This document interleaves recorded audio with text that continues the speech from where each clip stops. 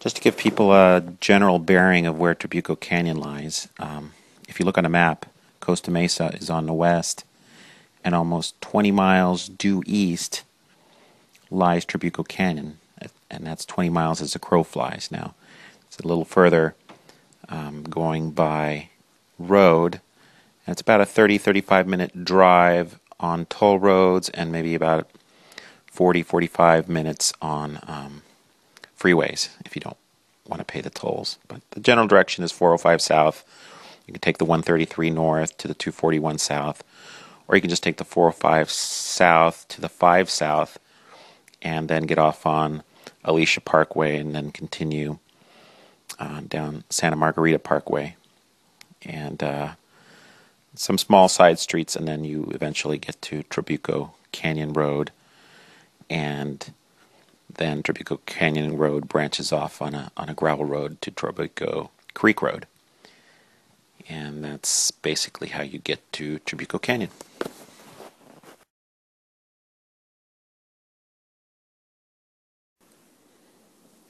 Here's a basic lay of the land of Trabuco Canyon area. As we start off on the southwest part of the map shown here, we have the command post.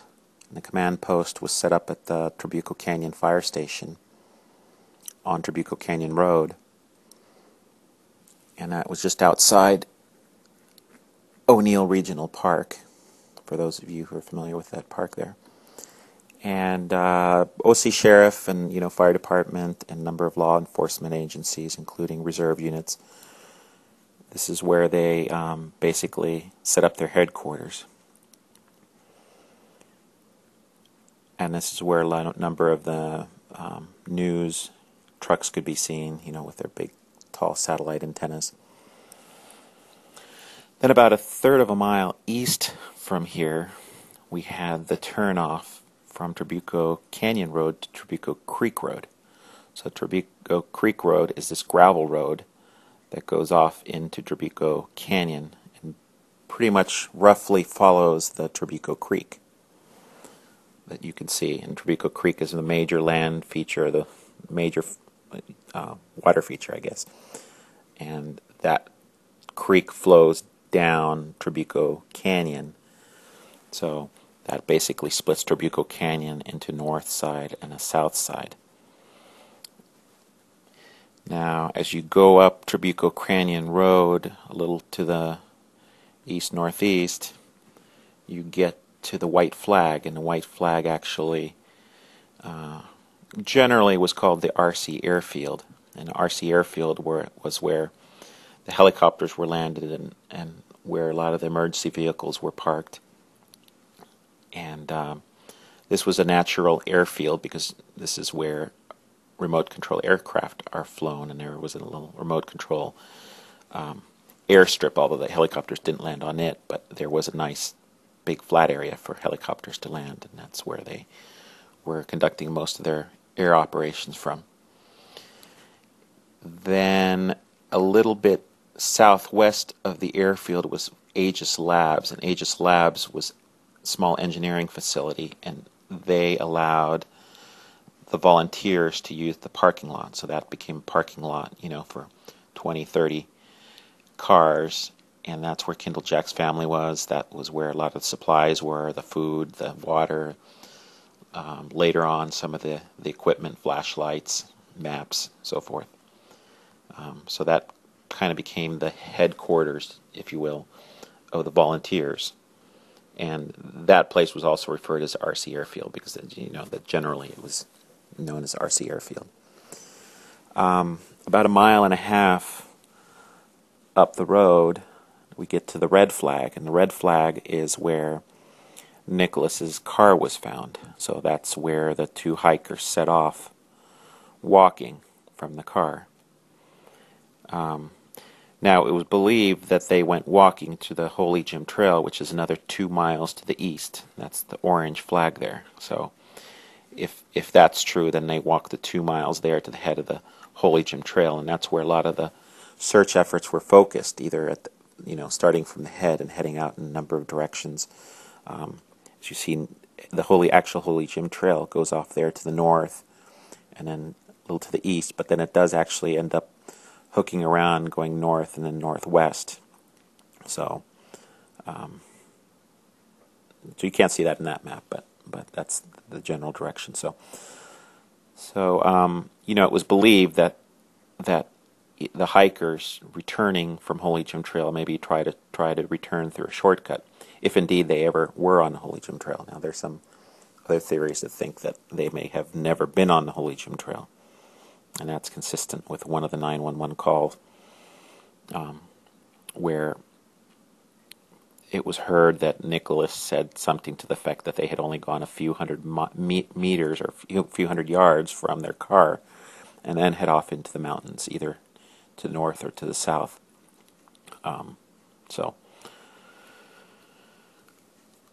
Then between the red flag and the orange flag, there are two, the checkered flags. And the first checkered flag on the left, nearest the parking, is about half a mile from where the car was parked, and that was where Kyndall Jack was found on the morning of April 4th. Now, it's not clear in this map, but that is south of the creek. So that's south of the creek, and then, maybe 50 yards off the road. A little bit off the road, not too far off the road, actually. And then if you look about a half a mile to the east-northeast, you see the other checkered flag, and that was where Nicholas was found. And that seemed to be a little more consistent with someone returning from the Holy Jim Trail, if indeed they were ever on the Holy Jim Trail. But I think that side is where a lot more of the search was focused, was on the north side. I know a number of people were actually hiking the Holy Jim Trail and that area. And Nicholas, of course, was found the evening of April 3rd.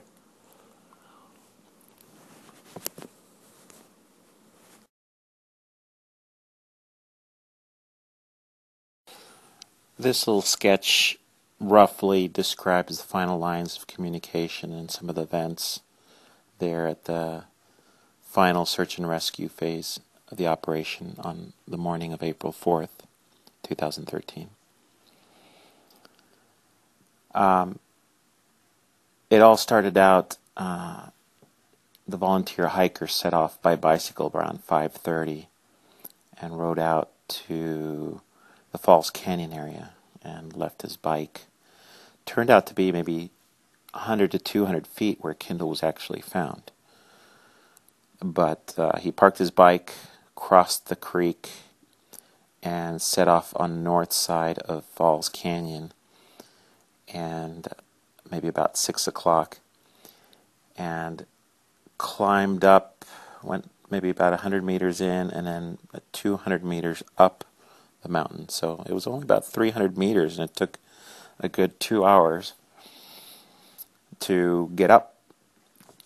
And finally, around 8:15 a.m., in response to the volunteer hikers' calls of hello, yo, Marco, Kyndall, he got a response, and it was basically the sound of an annoyed teenager, something to the effect of, "What?" And this was heard a number of times, and the volunteer hiker kind of changed his original path, which was up the crest, and then kind of started heading down and to the east, trying to track the voice.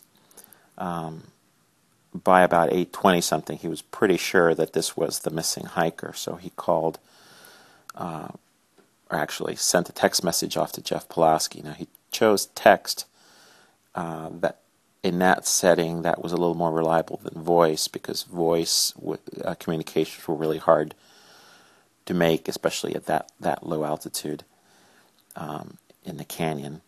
So text seemed to be the better choice. Now, there was no option for text to 911. That has not yet been implemented, although in talking to Orange County Sheriff, that's something that's been mandated and should be maybe by the end of 2013 or 2014, something that would be in place. But now the only real means of communicating out were through SMS texting to Jeff Pulaski, who was the volunteer at the headquarters.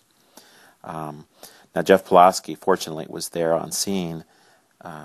The Trabuco Creek Road had been closed off by the Orange County Sheriff, so there were few, if any, additional volunteers there. I know maybe the family was allowed in, but to large part, the area had been closed off to volunteers. Now, John Sendry, the volunteer hiker, was allowed into that area because he basically spent the night there, and he set off, well before any of the law enforcement personnel were on scene. So he pretty much had free reign, and Jeff Pulaski arrived early that morning to the RC airfield.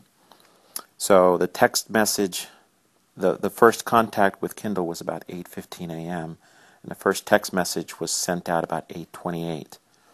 And those communications included what had been heard and the GPS locations of where that had been heard.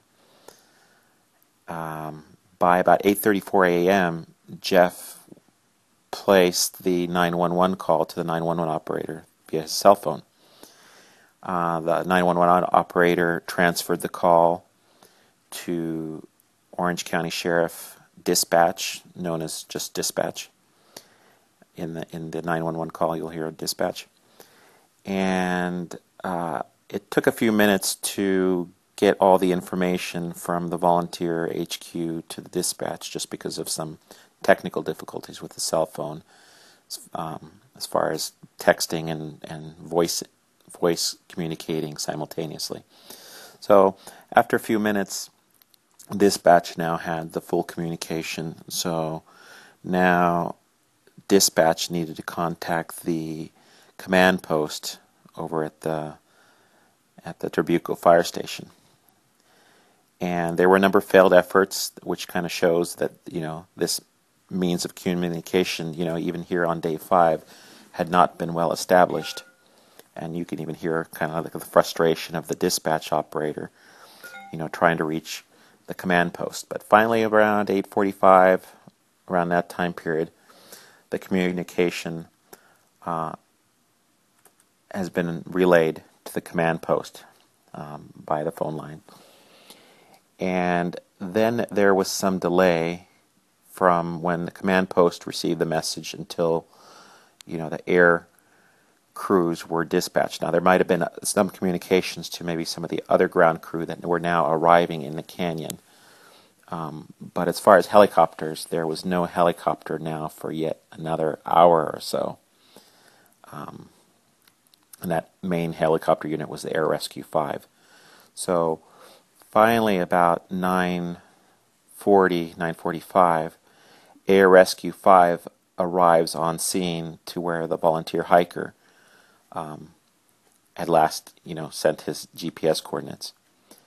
And so Air Rescue 5 arrives on scene and drops down the rescue paramedic Jim Moss, who comes down and basically kind of interviews the volunteer hiker just to get the information directly from the volunteer hiker. And the hiker basically communicates what he's heard at that time, single female voice, no other voices, what time it was first heard, the fact that it was kind of intermittent, that it was, she was responding for a while, then it would stop, and then, would respond maybe another 10 minutes later, and then maybe no response. And it was the same female voice. It wasn't like an assortment of female voices. And not known to the hiker, of course, at the time, but there were few, if any, volunteers, period, and then female, much fewer females. And of course, the officials had limited access to females, so they basically didn't want females in the area, just so no one would confuse their voices with Kyndall's voice. So it was, at this point, it was pretty sure that it was Kyndall. The problem was that Kyndall wasn't talking at this time, so she was either exhausted or unconscious. So for maybe another half an hour, Jim Moss was not able to hear any voices, and I guess after that half hour, he started to become a little skeptical, and even told the volunteer hiker that he would radio back to Air Rescue 5 and have them both extracted from the mountainside there. The volunteer hiker, of course, refused. He insisted on staying and said, you can go back, but I'm going to keep one additional time while he was down there on the ground, and he did not hear. But again, that was communicated to the paramedic. So at some point, this paramedic started to believe the hiker and called down an additional 3, what were termed as the ground rescue team, and they were dropped down to his location. And by this time, the volunteer hiker was maybe off to the west, maybe 100 yards, 150 yards to the west, searching while they continued searching a little further to the east. And maybe another half hour from then was when she was finally heard. And that's when paramedic Jim Moss and the other ground rescue people directly heard Kyndall respond to one of their call-outs. And that's when they ran down the canyon, run across the valley, probably in a minute. They were, on the other side of the canyon. And they were, in fact, the first people to reach her. Mike Liam and his two ground crew members climbed up and were the first to see and I believe make contact with her. And then the paramedic Jim Moss was able to be lifted by Air Rescue 5 and then was able to be lowered back down to make the final rescue, the televised rescue. And that was Jim Moss, or Holy Jim Moss. So that was basically it. So, from the time the first shouts were heard at 8:15 to when the helicopter arrived on scene around 9:45 to when they actually made voice contact about 10:45, and then it was maybe another hour from there before Kyndall was actually lifted out of there. So that was the basic communication and some of the events there at the end of the search and rescue operation. Ground crew, this is the air crew, and we're going to start with you. Your name, sir? My name is Doug Krameline. Fred Wenzel. Mike Liam. And you're the deputy chief of the reserves. Correct. And reserve officers played a very important role in all of this, also with the Orange County Sheriff's Department. Jim Moss. Jim Moss. See, I remembered your name. Okay. John Grisbeck. Scott Osborne. Rick Dennis.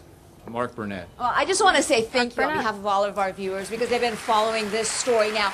And we've got some applause from you for good ALA right now. So you first spotted Kyndall. Now, this all started with a call that someone heard what they thought was a female in distress. Tell me about that. The command post had information that a citizen heard somebody yelling for help. So the command post sent ground crews and Air Rescue 5 over in the area, and they dropped in paramedic Jim Moss, and he confirmed that he heard someone yelling for help. And so then we were inserted by Air 5 in the same location, and we were... And when you say inserted, you're dropped down in that area because you couldn't get to that area otherwise. Air 5 hoisted us from the helicopter down to the hillside.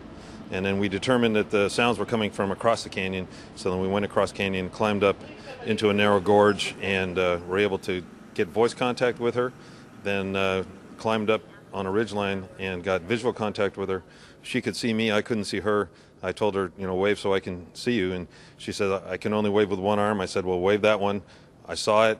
One of our ground searchers, Fred Wenzel, was able to get to her about the same time that paramedic Moss was inserted. 911, what are you reporting? Hi, it's Station 2 with the transfer. Orange County Sheriff's Department, what are you reporting? Hi, I'm helping with the volunteers at the lost hiker rescues we're doing right now. Uh-huh. I'm at the RC airfield.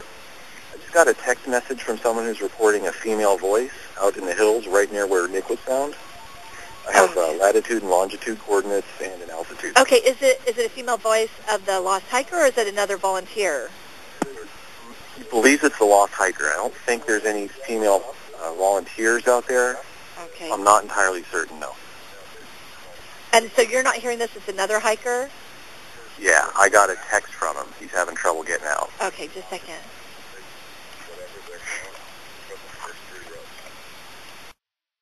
Can you make out what the female's saying? No, I can ask over text. That's Okay. basically all we're getting out by. Okay, and so the volunteers at the, where's the volunteer at? Are they at the RC airfield, or is that you? No, I'm at the RC airfield. Okay, where's the latitude and longitude for the volunteer? Let me get it for you. If I hang up accidentally, is there a number I can call you Call at? right back, okay? Just 911 or? Yeah, this is 911. Okay, all right. Let me see if I can get it here. One second.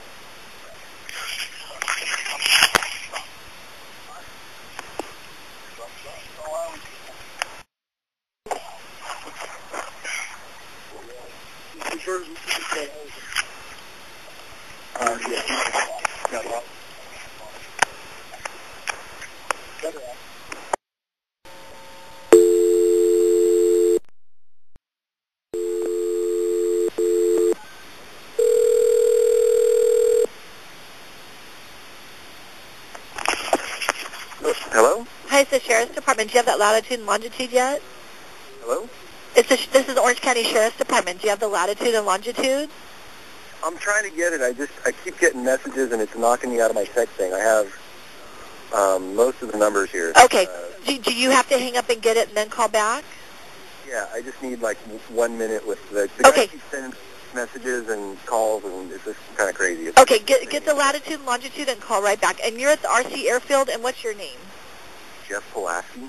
How do you spell your last name? P as in Paul. Uh-huh. Olaski. Okay, I'm going to try to get somebody to the RC airfield too, okay? Okay. Some Okay. rescuers just drove by. I'll ask Okay, get the latitude and longitude and call back too, okay? you that certainly. Thank you. Bye-bye.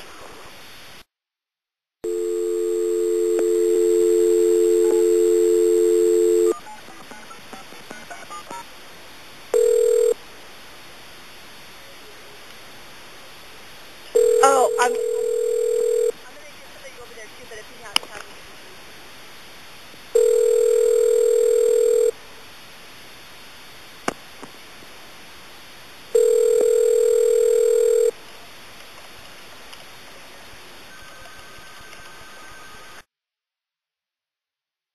Orange County Fire Authority, Fire Station 18 Reserve Line. This is not a normally staffed station.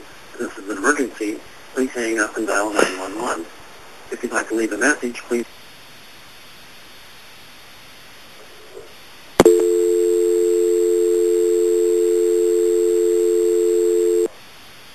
911, what's your emergency?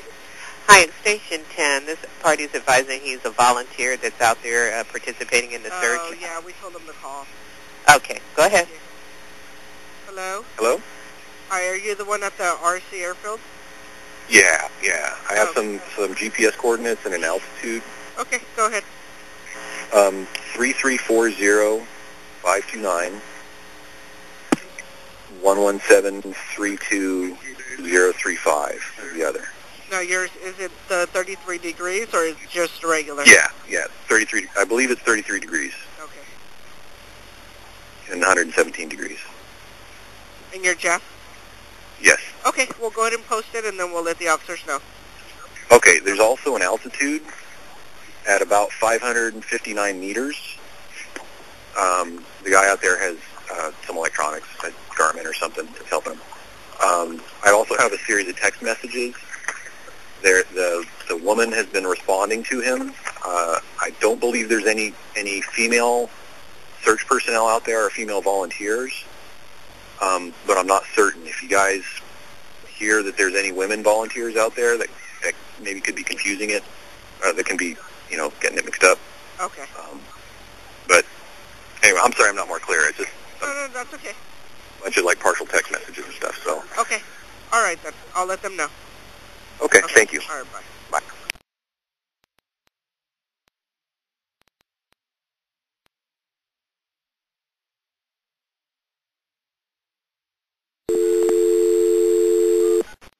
Yeah,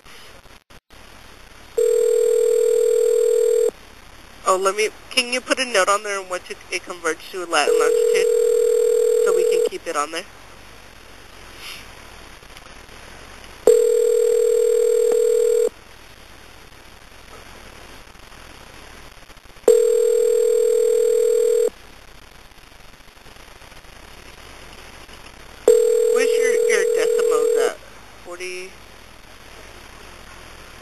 Your call has been forwarded to an... Well,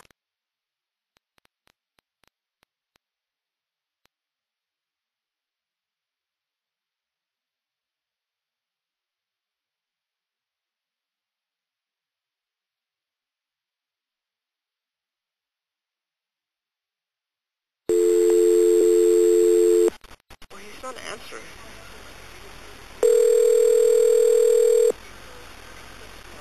This one.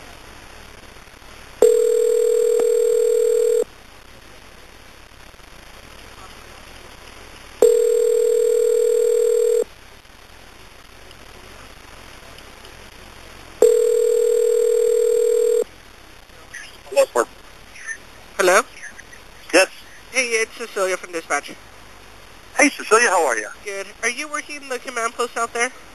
Yes, I am. Okay, we tried calling the number, but it didn't answer. We have a guy named Jeff, what's his name, Pulowski, that's working, he said he's calling from the RC airfield. Yeah? And he's saying that he's getting text message from, he thinks, a volunteer that heard a female yelling for help. And they gave us the GPS coordinates. Okay, hold that thought, will you? Okay. I'm going to get you somebody who actually understands all that mumbo-jumbo. So let me, hold on a second here. This place is a madhouse. We just got done briefing here. Oh, I bet. Yeah, and we kind kind of informed there's a female who's crying for help somewhere out there. Who do I turn her over to? This is dispatch. Okay. Hang on 1 second. I'm going to location on her. Yeah, they've got a GPS location. Hang on 1 second. I'm going to hand the phone off to somebody who actually knows what you're just talking about. Okay. 1 second. Hello? Hello? Hello? Hi, it's Yes. Cecilia from dispatch. Hey, how are you? Good. We got a call from a Jeff Pulowski, and he said he was calling from the RC airfield. And he's saying that he's getting text messages from a volunteer that heard a female yelling, and they gave us the GPS coordinates of where the female's possibly at. Okay, hold on. Let me grab a pen, if I can find my notebook. And then when you get a chance to, we need a public number, or if we have a number for the CP. I'll work on that too. Okay. Let me just. Oh, you got a pen?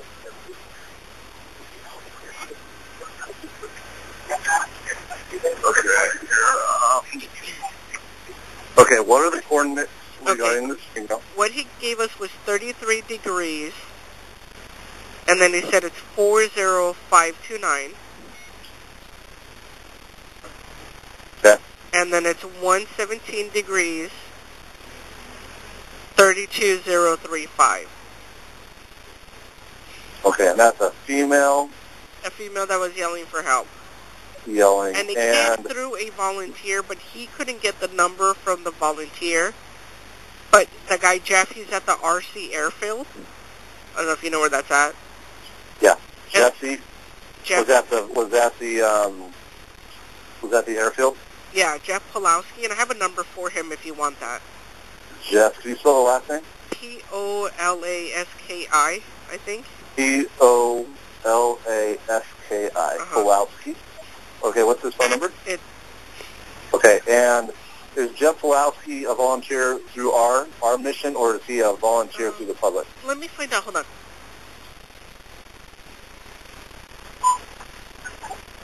Can you find out? Just a regular civilian.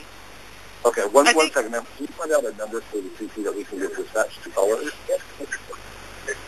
I think we're probably. I'm trying to find you a number now. Okay. Let me just go over all this information. The coordinates are 33 degrees by 40529 by 117 degrees, 32035. Yeah, and you said altitude of 515 meters. I forgot to tell you that.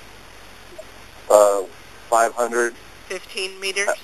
At 15 meters? Yeah, 515 meters, he said. Okay. And then, yeah, he's just a volunteer, and I guess he's with the group, which we've kind of been so telling him not to. Volunteer, not through us. Oh, okay. Do we have a number?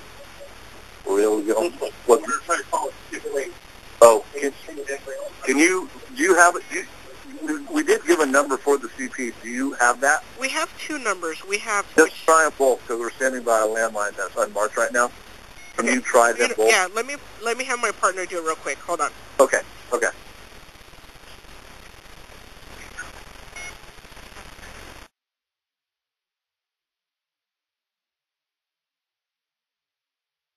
Okay, we're going to call the 949 number first and see if it goes Okay. through to you. Yeah, What's your name? My name is Deputy Whiteside. Deputy One second. Fire Station 18.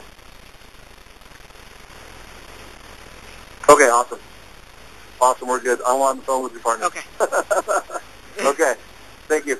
Okay, the 949 is good. We'll put it to where we can try and hear it outside the Now, office. but that's just going to be for like 1035 number, right? You don't want us to give Correct. that to the public? Correct.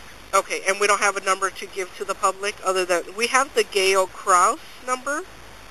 I don't know. Do you know of a public number, LP? That's been given out to the public to call in tips or anything like that? I think they do with the WC number. They're saying utilize the watch commander's number. Oh, okay. Not the other number. Okay. If it's different, we're going to have Lieutenant Jason Park call, the PIO. Okay. Okay? All right, then. Okay. Thank you, ma'am.